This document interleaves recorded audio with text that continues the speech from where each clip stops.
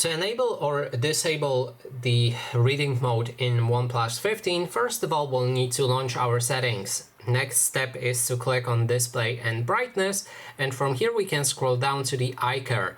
Click on it, and here you'll be able to change between the eye comfort and sleep mode. Activated like that, your screen will turn into more yellowish tone, which is basically a reading mode. You can also disable it right here, and you can go for eye protection next. You can activate this option right here, and then it allows you to adjust the settings with the intensity of that yellow hue.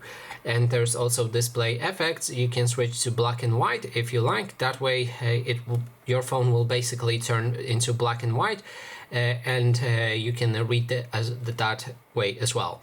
And that is basically everything. Thanks so much for watching, and if you like this video, please consider subscribing.